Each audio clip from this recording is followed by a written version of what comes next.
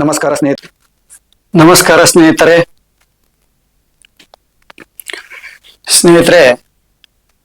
ಇವತ್ತು ನಾನು ನಮ್ಮ ಸನಾತನ ಹಿಂದೂ ಧರ್ಮದ ಬಗ್ಗೆ ಮಾಹಿತಿಯನ್ನ ಕೊಡ್ತಾ ಇದ್ದೀನಿ. ಇವತ್ತು ನಾವು ಅಧ್ಯಾತ್ಮ ಅಂತ ಬಂದಾಗ ನಾವು ಪ್ರಸ್ಥಾನತ್ರಯಗಳನ್ನ ಅಧ್ಯಯನ ಮಾಡಬೇಕಾಗುತ್ತೆ. ಅದರಲ್ಲಿ ಉಪನಿಷತ್ತುಗಳು, ಬ್ರಹ್ಮಸೂತ್ರಗಳು, ಭಗವದ್ಗೀತೆ, 3 ಪ್ರಸ್ಥಾನತ್ರಯಗಳು ಬರ್ತವೆ. ಸ್ನೇಹಿತರೆ, ಯಾವುದನ್ನಾದ್ರೂ ನಾವು ಕೂಲಂಕುಷವಾಗಿ ಮನಮುಟ್ಟವಾಗಿ ಅರ್ಥ ಮಾಡ್ಕೋಬೇಕಂದ್ರೆ ನಾವು ಅದರ ಹಿಂದೆ ಏನಿದೆ ಅದನ್ನ ನಾವು ಓದಕ್ಕೆ ಹೋಗ್ಬೇಕಾಗತ್ತೆ, ಅದನ್ನ ತಿಳ್ಕೋಬೇಕಾಗತ್ತೆ. ವೇದಾಂತ ಇದೆ, 3 ಪ್ರಸ್ಥಾನತ್ರಯಗಳು, 108 ಉಪನಿಷತ್ತುಗಳು, 550 ಸೂತ್ರ ಬ್ರಹ್ಮಸೂತ್ರಗಳು, 18 ಅಧ್ಯಾಯ ಭಗವದ್ಗೀತೆ. ಇದು ವೇದಾಂತ. ಇದು ಇನ್ನೊಂದು ಉತ್ತರ ಮೀಮಾಂಸದಲ್ಲಿ ಬರುವಂತದ್ದು.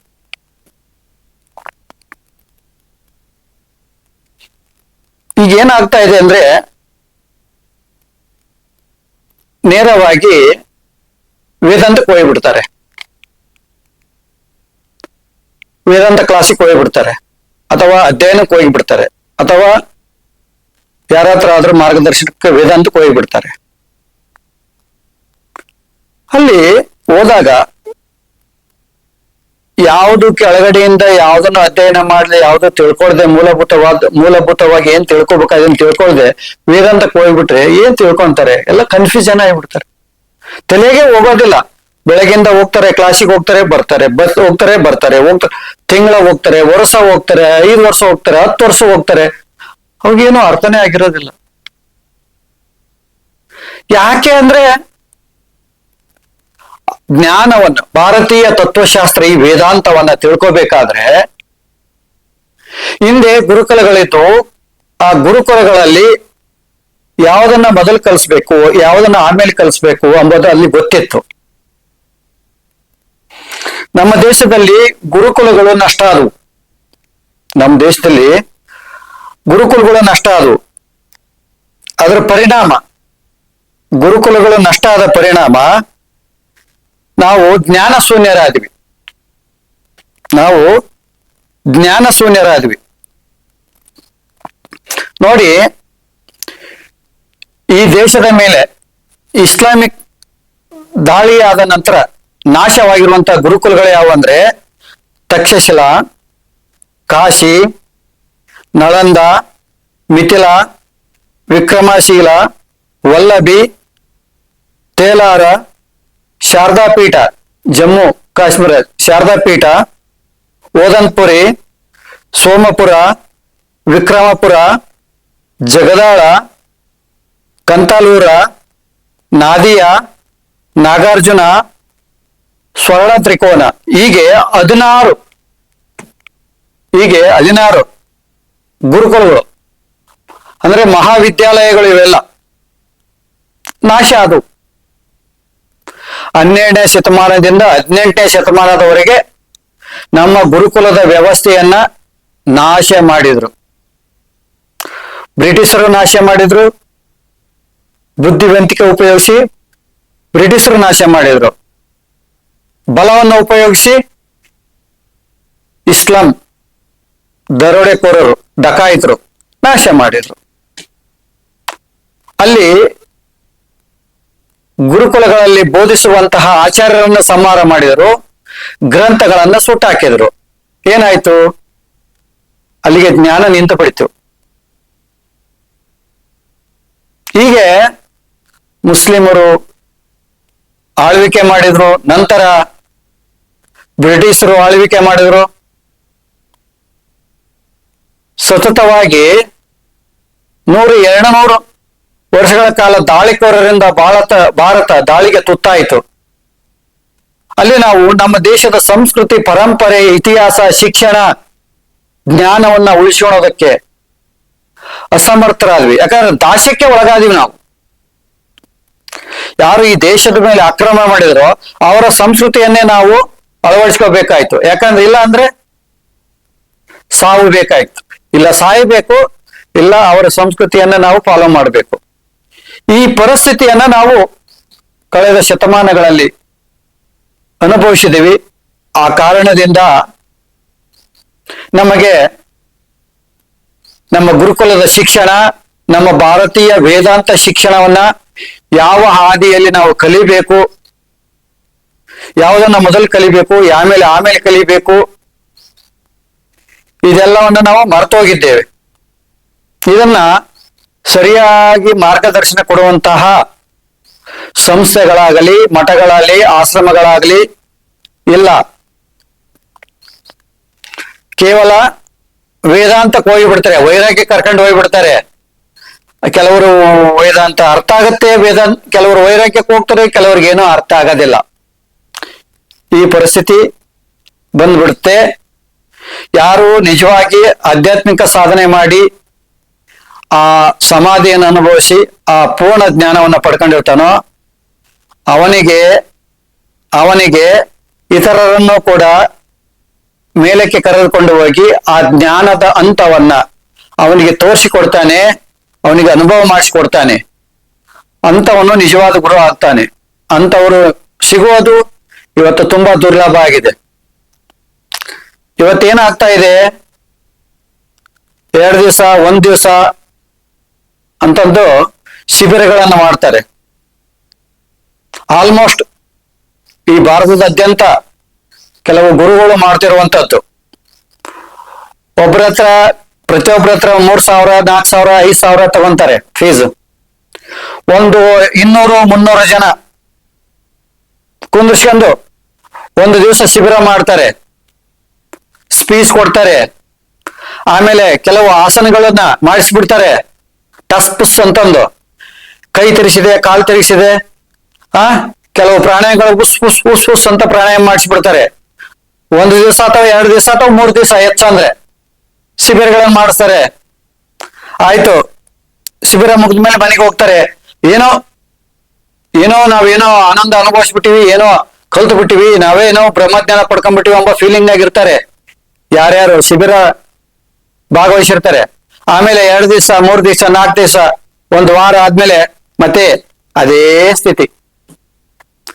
ಈ ಶಿಬಿರಕ್ಕೆ ಹೋಗೋಕ್ಕಿಂತ ಮೊದ್ಲು ಹೇಗಿದ್ರಲ್ಲ ಮತ್ತೆ ಅದೇ ಸ್ಥಿತಿ. ಬದಲಾವಣೆ ಏನೂ ಇಲ್ಲ. ಇವತ್ತು ಈ ಪರಿಸ್ಥಿತಿ ಆಗ್ತಾ ಇದೆ. ಅತಿ ಹೆಚ್ಚು ಜನರಲ್ಲಿ ಈ ಪರಿಸ್ಥಿತಿ ಆಗ್ತಾ ಇದೆ. ನನ್ನ ಹತ್ರ ಅನೇಕ ಜನ ಸಾಧಕರು ದೀಕ್ಷೆಗೆ ಬಂದಾಗ ಹೇಳ್ತಾರೆ, ಗುರುಗಳೇ, ನಾನು ಅಷ್ಟು ದಿವಸ ಶಿಬಿರಕ್ಕೆ ಹೋಗಿದ್ದೆ, ನಾನು ಇಷ್ಟು ದಿವಸ ಶಿಬಿರಕ್ಕೆ ಹೋಗಿದ್ದೆ, ಅಲ್ಲಿ ಹೋಗಿದ್ದೆ, ಇಲ್ಲಿ ಹೋಗಿದ್ದೆ ಅಂತಂದು ಕನಿಷ್ಠ 7-8-10 ಶಿಬಿರಗಳನ್ನ ಅವರು ಅಟೆಂಡ್ ಮಾಡಿರ್ತಾರೆ. ಮತ್ತೆ ಅವರ ದುರ್ದಶೆ ಅದೇ ದಶೆಯಲ್ಲಿ ಇರ್ತಾರೆ. ಏನು ಬದಲಾವಣೆ ಆಗಿರೋದಿಲ್ಲ. ಅವರ ಒಂದು ಆಕರ್ಷಣೆ, ಅವರ ಒಂದು ಮಾತಿನ ಆಕರ್ಷಣೆ, ಅವರ ಒಂದು ಆಡಂಬರ, ಅವರಿರುವ ರೀತಿ, ಅವರ ಆಚರಣೆಗಳು, ಇದೆಲ್ಲ ನೋಡಿ ಇವರು ಮಹಾಗುರುಗಳು ಅಂತಂದು ತಾವೇ ಡಿಸೈಡ್ ಮಾಡಿಬಿಡ್ತಾರೆ. ಇವರ ಹತ್ರ ಪೂರ್ಣ ಜ್ಞಾನ ಇದೆ, ಈ ಮಹಾಗುರುಗಳು ಇವರ ಆಧ್ಯಾತ್ಮಿಕವನ್ನು ಅರ್ದು ಕುಡಿದಿದ್ದಾರೆ, ಅನುಭವ ಮಾಡ್ಕೊಂಡಿದ್ದಾರೆ, ಪಂಟರು ಇವರು ಅಂತಂದು ಅನೇಕ ಯುವಕರು ಡಿಸೈಡ್ ಮಾಡ್ಕೊಂತಾರೆ. ಮಾಡ್ಕೊಂಡು 5-10 ಸಾವಿರ ಖರ್ಚು ಮಾಡಿ, ಬರೀ 5-10 ಸಾವಿರ ಏನು ಲಕ್ಷ ತಗೊಂತಾರೆ. ಅದು ಇದೆ. ತಗೊಂಡ್ಬಿಟ್ಟು 1-2 ದಿವಸ 3 ದಿವಸ 7 ದಿವಸ ಕ್ಲಾಸ್ ಅಟೆಂಡ್ ಮಾಡ್ತಾರೆ. ಆಮೇಲೆ ಮನೆಗೆ ಬರ್ತಾರೆ. 1 ವಾರ ಇರ್ಬೋದು ಹೆಚ್ಚಂದ್ರೆ ಆ ಸ್ಪಿರಿಟ್. ಆಮೇಲೆ ಟ್ವೈ ಅಂತ ಇಳ್ದೋಗ್ಬಿಡುತ್ತೆ. ಈ ಭಾರತೀಯ ಅಧ್ಯಾತ್ಮ ಜ್ಞಾನ ವೇದಾಂತವನ್ನ ಹೇಗೆ ಕೊಡಬೇಕು ಎಂಬುದು ಕೂಡ ಗೊತ್ತಿಲ್ಲ. ತುಂಬಾ ಜನರಿಗೆ ಏನನ್ನ ಕೊಡಬೇಕು, ಹೇಗೆ ಕೊಡಬೇಕು ಎಂಬುದು ಗೊತ್ತಿಲ್ಲ. ಅಧ್ಯಾತ್ಮ ಅಂದ್ರೆ 3 ದಿವಸ 1 ವಾರದಲ್ಲಿ ಮುಗಿಯುವಂಥದ್ದು ಅಂತ ತಿಳ್ಕೊಂತಾರೆ. ಶುದ್ಧ ಸುಳ್ಳು. ಅಧ್ಯಾತ್ಮ 3 ದಿವಸದಲ್ಲಿ ಮುಗಿಯುವಂಥದ್ದು, ವಾರದಲ್ಲಿ ಮುಗಿಯುವಂಥದ್ದು, ತಿಂಗಳಲ್ಲಿ ಮುಗಿಯುವಂಥದ್ದು ಅಲ್ಲ. ಇದು ಜೀವನ, ಇಡೀ ಜೀವನ ಇದಕ್ಕಾಗಿ ಮುಡುಪಾಗಿಡಬೇಕಾಗತ್ತೆ. ಅಯ್ಯೋ, ಇಡೀ ಜೀವನ ಮುಡುಪಾಗಿಡ್ಬೇಕಂದ್ರೆ ಏನ್ ಕಾಡಿಗೆ ಹೋಗಿ ತಪಸ್ ಮಾಡ್ಬೇಕಾ, ಅಥವಾ ಹೆಂಡ್ರ ಮಕ್ಕಳು ಬಿಟ್ಟು ಎಲ್ಲಿಗೆನ ಹೋಗ್ಬೇಕಾ, ಮಠ ಮಾನ್ಯ ಸೇರ್ಕೋಬೇಕಾ ಅಂತ ಪ್ರಶ್ನೆ ಬರುತ್ತಾ? ಹಾಗೇನಿಲ್ಲ. ನೀವು ಮನೆಯಲ್ಲೇ ಇರಬೇಕು, ಸಂಸಾರವನ್ನ ತೂಗಿಸ್ಬೇಕು, ಕೆಲಸಗಳಿಗೂ ಹೋಗ್ಬೇಕು, ಸಂಸಾರದಲ್ಲಿ ಇರಬೇಕು, ಸಂಸಾರದಿಂದ ಪಾರಮಾರ್ಥ ಅನುಭವಿಸ್ಬೇಕು. ಇದು ಭಾರತ ದೇಶ ಋಷಿ ಪರಂಪರೆಯ ರಾಷ್ಟ್ರ. ನೀವು ಋಷಿಗಳ ತರ ಬದುಕೋದನ್ನ ಕಲಿಬೇಕು. ನಿಖರವಾದ ಜ್ಞಾನವನ್ನ ಹೇಗೆ ಪಡ್ಕೋಬೇಕು ಅದನ್ನ ನೀವು ತಿಳ್ಕೋಬೇಕು. ಯಾಕೆಂದ್ರೆ ಭಾರತೀಯ ತತ್ವಶಾಸ್ತ್ರ ಏನಿದೆಯಲ್ಲ, ಕೇವಲ ಉಪನಿಷತ್ತು, ಭಗವದ್ಗೀತೆ, ಬ್ರಹ್ಮಸೂತ್ರ, ಈ ಮೂರು ಆಧಾರ ಸ್ತಂಭವಾದಂತ ಈ ಪ್ರಸ್ಥಾನತ್ರಯಗಳ ಮೇಲೆ ಇದೇ ಅಂತಿಮ. ಒಂದೇ ಸಲ ಇದಕ್ಕೆ ಹೋಗೋದಲ್ಲ, ಇದೇ ಅಂತಿಮ ಅಲ್ಲ. ಅದಕ್ಕಿಂತ ಪೂರ್ವದಲ್ಲಿ ನೀವು ಕಲಿಬೇಕಾದದ್ದು ಇದೆ, ಅದನ್ನು ನೀವು ಕಲಿಬೇಕಾಗಿದೆ. ನಾವು ಕಲಿಬೇಕಾಗಿದ್ದೇನು ಗೊತ್ತಾ? ಒಂದು ಬೃಹತ್ ಜೀವಂತ ವೃಕ್ಷಕ್ಕೆ ಈ ನಮ್ಮ ಸನಾತನ ಧರ್ಮವನ್ನ ಹೋಲಿಸಿದಾಗ, ಆ ಒಂದು ಜೀವಂತವಾದಂತಹ ಒಂದು ಜೀವಂತ ವೃಕ್ಷ, ಆ ಒಂದು ಜೀವಂತ ಜ್ಞಾನದ ವೃಕ್ಷಕ್ಕೆ ನಮ್ಮ ಸನಾತನ ಧರ್ಮವನ್ನ ಹೋಲಿಸಿದಾಗ ಅದರಲ್ಲಿ 4 ಬೇರುಗಳು, ಜೀವ ಬೇರುಗಳು ಅಂತಾರೆ ಮರಕ್ಕೆ, 4 ವೇದಗಳು. ಇಡೀ ನಮ್ಮ ಸನಾತನ ಧರ್ಮವನ್ನು ಒಂದು ಪುಸ್ತಕದಲ್ಲಿ ಬರೆದಿಡಕ್ ಸಾಧ್ಯ ಇಲ್ಲ, ಒಂದೇ ಒಂದು ಗ್ರಂಥದಲ್ಲಿ ಬರೆದಿಡಕ್ ಸಾಧ್ಯ ಇಲ್ಲ. ಯಾಕಂದ್ರೆ ಇದು ಜೀವಂತ ಜ್ಞಾನದ ವೃಕ್ಷ. ಇಂಥ ಒಂದು ಜೀವಂತ ಜ್ಞಾನದ ವೃಕ್ಷವನ್ನ ನಮ್ಮ ಮನೆ ಮುಂದೆ ಒಂದು ಸಣ್ಣ ಪಾಟಲ್ಲಿ ಇಟ್ಕೊಂತಾರೆ ಅಂದ್ರೆ ಆಗೋದಿಲ್ಲ. ಇದು ಜೀವಂತ ಜ್ಞಾನದ ವೃಕ್ಷ. ಈ ಜ್ಞಾನದ ವೃಕ್ಷದ 4 ಬೇರುಗಳು, 4 ವೇದಗಳು: ಋಗ್ವೇದ, ಯಜುರ್ವೇದ, ಸಾಮವೇದ, ಅಥರ್ಣ ವೇದ. ಆ ವೇದಗಳನ್ನ ಸಂರಕ್ಷಣೆ ಮಾಡುವುದಕ್ಕೆ 6 ವೇದಾಂಗಗಳು, ಅವುಗಳನ್ನ ನಾವು ತಿಳ್ಕೋಬೇಕು. ಈ ವೇದಾಂಗಗಳನ್ನ ಸರಿಯಾಗಿ ಅರ್ಥ ಮಾಡ್ಕೊಂಡ್ರೆ ನಮ್ಗೆ ವೇದಗಳು ಅರ್ಥ ಆಗ್ತವೆ. ಒಂದಕ್ಕೊಂದಕ್ಕೆ ಲಿಂಕ್ ಇದೆ, ಚೈನ್ ಲಿಂಕ್ ಇದೆ. ಹಾಗೆ 4 ಪ್ರಾಯೋಗಿಕ ವಿಜ್ಞಾನವಾದ ಉಪವೇದಗಳು, ಉಪವೇದಗಳನ್ನ ಸರಿಯಾಗಿ ಅರ್ಥ ಮಾಡ್ಕೋಬೇಕು. ಆಮೇಲೆ 6 ತಾತ್ವಿಕ ವ್ಯವಸ್ಥೆಗಳಾದಂತ ದರ್ಶನಗಳು, ಷಡ್ದರ್ಶನಗಳು, ಇವುಗಳನ್ನ ಸರಿಯಾಗಿ ನೀವು ಅರ್ಥ ಮಾಡ್ಕೊಂಡ್ರೆ, 6 ಷಡ್ದರ್ಶನಗಳನ್ನ ನೀವು ಅರ್ಥ ಮಾಡ್ಕೊಂಡ್ರೆ, ಆಮೇಲೆ ಪುರಾಣ ಇತಿಹಾಸಗಳಾದಂತ ರಾಮಾಯಣ, ಮಹಾಭಾರತ, ಇವುಗಳನ್ನ ನೀವು ಸರಿಯಾಗಿ ಅಧ್ಯಯನ ಮಾಡಿದ್ರೆ ಅತ್ಯುನ್ನತ ಶಿಖರದಲ್ಲಿರುವಂತಹ 3 ಆಧ್ಯಾತ್ಮಿಕ ಆಧಾರ ಸ್ತಂಭಗಳು, 3 ಪ್ರಸ್ಥಾನತ್ರಯಗಳು ಅಂದ್ರೆ ಉಪನಿಷತ್ತು, ಭಗವದ್ಗೀತೆ, ಬ್ರಹ್ಮಸೂತ್ರ, ಇವು ನಿಮಗೆ ಅರ್ಥ ಆಗ್ತವೆ. ನೀವು 6 ವೇದಾಂಗಗಳನ್ನ ಸರಿಯಾಗಿ ಅರ್ಥ ಮಾಡ್ಕೋಬೇಕು. ಆಮೇಲೆ 4 ಪ್ರಾಯೋಗಿಕ ವಿಜ್ಞಾನವಾದಂತ ಉಪವೇದಗಳನ್ನ ಅರ್ಥ ಮಾಡ್ಕೊಂಡು 6 ತಾತ್ವಿಕ ವ್ಯವಸ್ಥಿತವಾದಂತ ದರ್ಶನಗಳ ಇವುಗಳನ್ನ ನೀವು ಸರಿಯಾಗಿ ಅರ್ಥ ಮಾಡ್ಕೋಬೇಕು. 18 ಪುರಾಣಗಳು, 18 ಉಪಪುರಾಣಗಳು, ಆಮೇಲೆ ರಾಮಾಯಣ, ಮಹಾಭಾರತ, ಇತಿಹಾಸಗಳು, ಇವುಗಳನ್ನೆಲ್ಲ ನೀವು ಸರಿಯಾಗಿ ಅರ್ಥ ಮಾಡ್ಕೊಂಡು ಷಡ್ದರ್ಶನಗಳನ್ನ ನೀವು ಸರಿಯಾಗಿ ತಿಳ್ಕೊಂಡ್ರೆ ಆಮೇಲೆ 3 ಆಧಾರ ಸ್ತಂಭವಾದಂತಹ ಪ್ರಸ್ಥಾನತ್ರಯಗಳು ನಿಮ್ಗೆ ಅರ್ಥ ಆಗ್ತವೆ, ಜ್ಞಾನದ ತುತ್ತ ತುದಿ. ಆಮೇಲೆ ನಮ್ಮ ದೈನಂದಿನ ಜೀವನದಲ್ಲಿ ಇಂದ್ರಿಯಗಳ ಮೂಲಕ ಆಚರಿಸುವಂತ ಜೀವಂತ ಆಚರಣೆಗಳು ಅಂದ್ರೆ 6 ಆಗಮಗಳು. 6 ಆಗಮಗಳು ಇವು ಈ ಸನಾತನ ಧರ್ಮದ ಈ ಒಂದು ಜೀವಂತ ವೃಕ್ಷದ ಹೂವುಗಳು. ಈ ಹೂಗಳು ಎಲ್ಲಿ ಅರಳಿದೆ? ದರ್ಶನಗಳು ಮೇಲೆ ಅರಳಿದೆ. 6 ದರ್ಶನಗಳು. ಯಾವ್ಯಾವ 6 ದರ್ಶನಗಳು? ಈ ಜಗತ್ತನ್ನ ನಿರ್ಮಾಣ ಮಾಡಿರುವಂತಹ ತಾಯಿ ಜಗನ್ಮಾತೆ ಶಕ್ತಿ ಆಗಮ. 2ನೇದು ಶೈವ ಆಗಮ. 28 ಶೈವ ಆಗಮಗಳಿವೆ. ದೇವಸ್ಥಾನದ ಹೇಗೆ ರಚನೆ ಮಾಡಬೇಕು, ದೇವಸ್ಥಾನ ಹೇಗೆ ಕಟ್ಟಬೇಕು, ವಾಸ್ತು, ಶಿಲ್ಪ, ಕಲೆ, ಆಚರಣೆ, ಮಂತ್ರ, ಅವುಗಳ ಸ್ಥಾಪನೆ, ಪೂಜೆ, ಇದೆಲ್ಲ ಇದರಲ್ಲಿ ಬರುತ್ತೆ. ಈ ಆಚರಣೆಗಳೇನು ನಾವು ಮಾಡ್ತಾ ಇದ್ವಲ್ಲ, ಇವೆಲ್ಲ ಆಗಮಗಳಲ್ಲೇ ಬರುತ್ತೆ. ಆಮೇಲೆ ವೈಷ್ಣವ ಆಗಮ ಅಂದ್ರೆ ವಿಷ್ಣುವಿನ ಅವತಾರ, ಬೇರೆ ಬೇರೆ ಬೇರೆ ಬೇರೆ ಅವತಾರಗಳ ಪೂಜೆ ಮಾಡುವ ಪದ್ಧತಿ ವೈಷ್ಣವ ಆಗಮದಲ್ಲಿ ಬರುತ್ತೆ. ಆಮೇಲೆ ಗಣಪತಿ ಆಗಮ, ಆಮೇಲೆ ಮುರುಗನ್ ಸುಬ್ರಹ್ಮಣ್ಯ ಆಗಮ, ಆಮೇಲೆ ಸೂರ್ಯ ಸೌರಾಗಮ. ಹೀಗೆ 6 ಆಗಮಗಳು ಬರ್ತವೆ. ಯಾವ ರೀತಿ ಆಚರಣೆ ಮಾಡಬೇಕು, ನಮ್ಮ ಜೀವನದಲ್ಲಿ ಯಾವ ತರ ಆಚರಣೆ ಮಾಡಬೇಕು, ದೈವವನ್ನ, ಅಧ್ಯಾತ್ಮವನ್ನ, ಮಂತ್ರಗಳನ್ನ, ಸಾಧನೆಗಳನ್ನ, ಇದೆಲ್ಲ ಇದರಲ್ಲಿ ಬರುತ್ತೆ. ಇದನ್ನೆಲ್ಲ ನಾವು ಸರಿಯಾಗಿ ತಿಳ್ಕೊಬೇಕಾಗತ್ತೆ. ಆಮೇಲೆ 6 ದರ್ಶನಗಳು. ಯಾವ 6 ದರ್ಶನಗಳು? ನ್ಯಾಯ.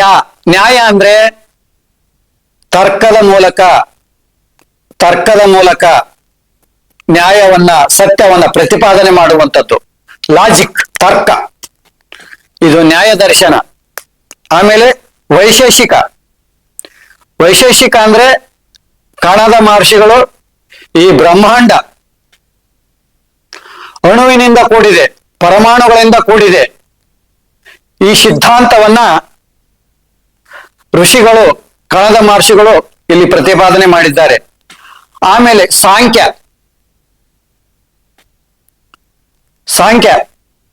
ಸಾಂಖ್ಯ ದರ್ಶನ. ಇಲ್ಲಿ ಪ್ರಕೃತಿ ಮತ್ತು ಪುರುಷನ ಬಗ್ಗೆ ವಿವರಣೆ ಇದೆ. 25 ತತ್ವಗಳು ಪ್ರಕೃತಿ. ಪುರುಷ ಅಂದ್ರೆ ಆತ್ಮ. ಆತ್ಮ ಮತ್ತು ಅನಾತ್ಮಗಳ ಕಗ್ಗಂಟನ್ನು ಬೇರ್ಪಡಿಸುವಂಥದ್ದು. ಅಂದ್ರೆ 25 ತತ್ವಗಳಂದ್ರೆ ಪಂಚಭೂತಗಳು: ನೀರು, ಗಾಳಿ, ಆಕಾಶ, ಭೂಮಿ, ಅಗ್ನಿ, ಜಲ. ಪಂಚಭೂತಗಳು. ಪಂಚ ಇಂದ್ರಿಯಗಳು: ಕಣ್ಣು, ಕಿವಿ, ಮೂಗು, ನಾಲಿಗೆ, ಬಾಯಿ, ಚರ್ಮ. ಆಮೇಲೆ ಪಂಚ ಜ್ಞಾನೇಂದ್ರಿಯಗಳು: ರೂಪ, ರಸ, ಗಂಧ, ಶಬ್ದ, ಸ್ಪರ್ಶ. ಪಂಚ ಕರ್ಮೇಂದ್ರಿಯಗಳು: ಕೈ, ಕಾಲು, ಗುದ, ಬಾಯಿ, ಜನನೇಂದ್ರಿಯ. ಹೀಗೆ 25 ತತ್ವಗಳನ್ನ ಇಲ್ಲಿ ವಿವರಣೆ ಮಾಡಲಾಗಿದೆ. ಈ 25 ತತ್ವಗಳಿಂದ ಒಳಗಿರುವಂತಹ ಆತ್ಮ ಹೇಗೆ ಬೇರೆಯಾಗಿದ್ದೇನೆ ಎಂಬುದನ್ನ ಇದು ನಿಮಗೆ ಸಾಂಖ್ಯ ದರ್ಶನ, ಕಪಿಲ ಮಹರ್ಷಿಗಳು ಬರೆದಂತ ಸಾಂಖ್ಯ ದರ್ಶನ ನಿಮ್ಗೆ ತೋರಿಸ್ಕೊಡುತ್ತೆ. ದರ್ಶನ ಅಂದ್ರೆ ನೋಡುವಂಥದ್ದು, ತೋರಿಸುವಂಥದ್ದು. ಆಮೇಲೆ ಯೋಗ ದರ್ಶನ, ಪತಂಜಲಿ ಮಹರ್ಷಿಯ ಯೋಗ ದರ್ಶನ. ಯಮ, ನಿಯಮ, ಆಸನ, ಪ್ರಾಣಾಯಾಮ, ಪ್ರತ್ಯಾಹಾರ, ಧಾರಣ, ಧ್ಯಾನ, ಸಮಾಧಿ. ಯಮಗಳಲ್ಲಿ 5, ನಿಯಮಗಳಲ್ಲಿ 5. ಯಮ ಅಂದ್ರೆ ಹೊರಗೆ ಹೇಗಿರಬೇಕು ನಾವು ಪ್ರಪಂಚದಲ್ಲಿ, ಯಾವ ನಿಯಮಗಳನ್ನು ಪಾಲನೆ ಮಾಡೋದು. ಸತ್ಯ, ಅಹಿಂಸೆ, ಅಸ್ತಯ, ಬ್ರಹ್ಮಚರ್ಯ, ಅಪರಿಗ್ರಹ. ನಿಯಮಗಳು ನಮ್ಮ ಜೀವನದಲ್ಲಿ ಏನು ಅಳವಡಿಸ್ಕೋಬೇಕು,